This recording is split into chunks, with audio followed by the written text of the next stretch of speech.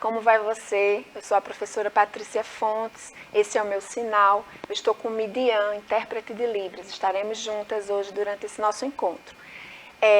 Hoje é o segundo dia, né, da nossa conversa sobre material adaptado para o trabalho com estudante com motricidade reduzida. Né? Para quem não assistiu o nosso primeiro dia, vamos lá lembrar um pouquinho o que foi que a gente falou. A gente conversou sobre as diferentes possibilidades que a gente tem para fazer essa intervenção, o quanto a estimulação motora ela é importante para o desenvolvimento global do estudante. Né? E lá, se vocês forem ver, quem não viu ainda, vocês vão perceber que a gente trouxe algumas possibilidades para esse trabalho, aspectos que precisam ser contemplados, e nós trouxemos em forma de perguntas. Né? Algumas perguntas, na verdade, respondem essas inquietações que a gente tem quando a gente recebe um estudante com motricidade reduzida e a gente precisa fazer esse tipo de estimulação na sala de recursos, na sala regular, para que esse estudante de verdade tenha a oportunidade de fazer tantas outras atividades no contexto escolar. Mas vamos lá, a gente vai continuar falando sobre isso, mas só que agora, nesse segundo momento, a gente vai falar de tecnologias assistivas, que fazem de verdade a diferença quando a gente estimula também a questão motora com esses materiais. Então, além da questão motora, vocês vão ver, assim como no nosso primeiro dia, que existem várias possibilidades de aspectos do desenvolvimento global que são estimulados com esses trabalhos e com esses equipamentos, que estimulam a questão cognitiva, que estimulam a questão motora e afetivo-social. Né? Bem, a nossa temática é especificamente para falar do estudante com motricidade reduzida, mas a gente entende que não tem como a gente fazer uma intervenção separando esses aspectos que compõem, na verdade, a tríade da aprendizagem funcional. Então, vamos lá. A gente tem aqui o Livox, né? Que é um equipamento que a gente tem na nossa rede disponível para a gente fazer o trabalho com os estudantes, tanto na sala de recursos quanto na sala regular. Ele amplia as possibilidades de comunicação, o aprendizado fica muito mais dinâmico e interessante. E aí você me pergunta, o que é que o Livox tem a ver com a questão motora, que é a nossa temática de hoje? Né? Quando o estudante de verdade precisa tocar, o elemento que está disponibilizado na tela do tablet, ele está exercitando a função motora. Né? Quando ele passa de uma tela para outra, ele está estimulando, a gente está dando a possibilidade do estímulo da função motora. Né? Quando ele percebe e ele toca e ele busca e ele constrói autonomia para chegar na tela, na temática que ele precisa, ele também está sendo estimulado na sua função motora, além de todos os aspectos do desenvolvimento global que também são estimulados. Então, percebam que a gente tem recursos, né, aí, nesse caso, da tecnologia assistiva, né, que fazem parte da nossa realidade na rede do Recife e que a gente vai utilizar e precisa utilizar com diferentes finalidades e para estimular a motricidade, eles são excelentes. Então, desenvolvimento de competências e habilidades de leitura. Minimiza o desfoque de atenção. Ora, se a gente possibilita o estudante manusear um equipamento, né, uma tecnologia, mesmo que não seja uma tecnologia digital, a gente está fazendo com que ele tenha o seu funcionamento corporal estimulado. Né? Se ele vai fazer isso utilizando as mãos, se ele vai fazer isso utilizando os pés, né? Se ele vai ter esse material acionado pela piscadela, que a gente vai ver mais na frente, que é uma possibilidade do teclado TICS, que a gente também tem aqui na nossa rede, a gente está estimulando função motora. E além da função motora, a gente está dando a possibilidade de estimular e de desenvolver esses aspectos que vocês estão vendo aí na tela, que é o desenvolvimento de competências para habilidade de leitura. Né? Os aplicativos, eles dão possibilidade da gente estimular vários aspectos em relação à leitura. Apropriação do sistema de escrita alfabética, por exemplo, né?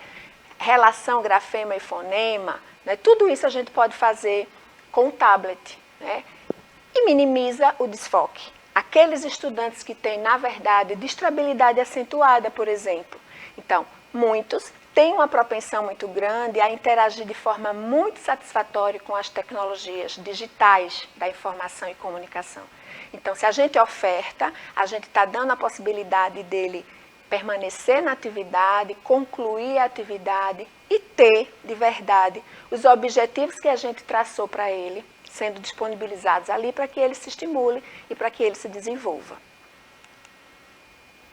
Então, a gente também, além da função motora, vejam que aí a gente tem um teclado colmeia, né, onde o estudante vai utilizar um material adaptado, um adaptador, né, ou uma órtese, para que ele possa tocar nas telas, ao teclado, ter acesso às teclas, né, do teclado, na verdade.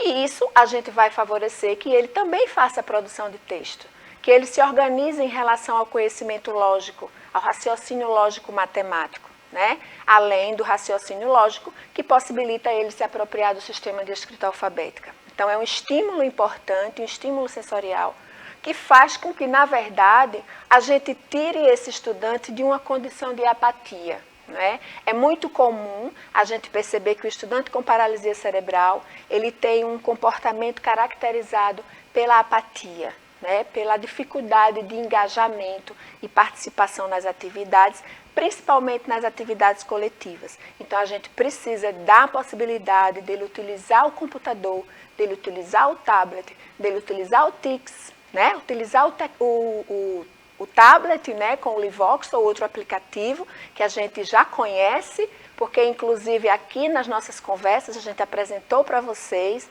a coletânea de aplicativos disponibilizado, que foi disponibilizado para todos os professores, aplicativos que são educativos e cada um tem a faixa etária, tem a finalidade. Voltem lá nas nossas aulas anteriores que vocês vão encontrar esse material, né, dos aplicativos disponíveis para que a gente também possa utilizar no dia a dia. E são aplicativos que trabalham cognição e função motora juntos, né? Então, vejam, a gente não tem como desvincular esse trabalho que enxerga o estudante de forma inteira, de forma holística, né? Mesmo sabendo que a gente hoje está priorizando o nosso olhar para a questão motora, para a função motora. Então, potencial comunicativo, né? Se ele participa, se ele manipula, se ele evidencia as suas respostas comportamentais e cognitivas, né? Ele começa a desenvolver, na verdade, uma comunicação intencional, mesmo que ele não utilize a linguagem verbal. Então, se ele não utiliza a linguagem verbal e você disponibiliza, por exemplo, um mouse como esse, né, para o estudante que tem uma motricidade muito reduzida, para aquele estudante que não consegue, com muita facilidade, fazer o movimento dos dedos, muitas vezes a mão tem uma característica muito específica, que gera uma dificuldade de manipulação. Então, se a gente disponibiliza um mouse como esse, e a gente também tem esse mouse disponível na nossa rede, tá? A gente tem as mesas, aquelas mesas digitais, né? Aquelas mesas que a gente recebeu com várias possibilidades de trabalho, naquelas mesas tem esse mouse. Então, a gente pode, de verdade, levar o estudante com motricidade reduzida para trabalhar nessas mesas, né? E ele vai ter acesso a esse mouse, ele vai estimular sua função motora, e ele vai construir muitas outras habilidades, porque é um material que gera possibilidades enormes, diferentes, né? Para que a gente desenvolva aspectos importantes, indispensáveis para o desenvolvimento global desse estudante, né? Então, importante, vejam lá, né, na escola de vocês, acessem esse material, utilizem com os estudantes na sala de recurso, deem a possibilidade dele de levar esse material para a sala de aula, né, para que ele possa manipular o mouse, como os outros estudantes manipulam o mouse típico, ele vai manipular esse mouse, onde é possível trabalhar e funcionar.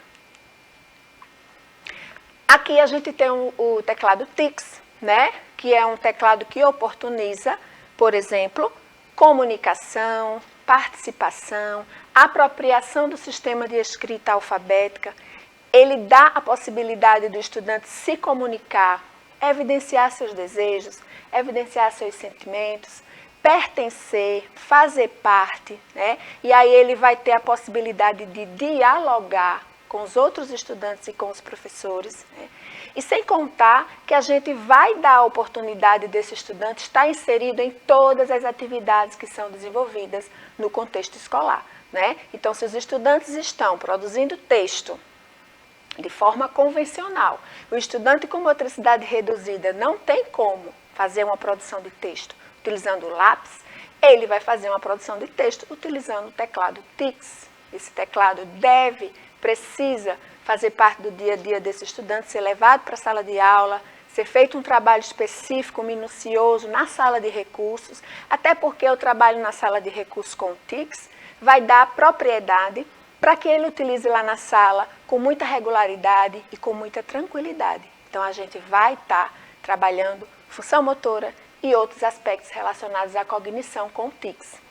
Quem não teve acesso ainda ao TICS, procura se apropriar, procura ver como ele funciona, não é? Porque dá a possibilidade do estudante manipular, se movimentar. Claro que ele vai fazer comparações, né? Ele vai fazer associações, na verdade, para a escrita se configurar, mas é muito importante. Função motora, função visomotora e outros aspectos do funcionamento global desse estudante.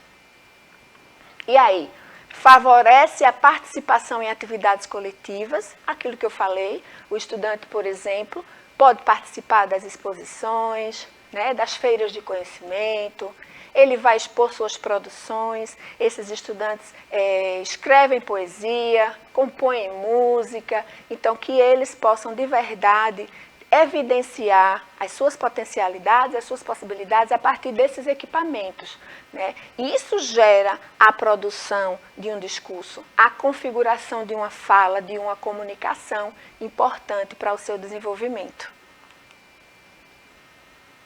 A participação em atividades extraclasse, né? É aquilo que eu falei, esses estudantes vão ter a oportunidade de apresentarem seus trabalhos, de apresentarem suas produções.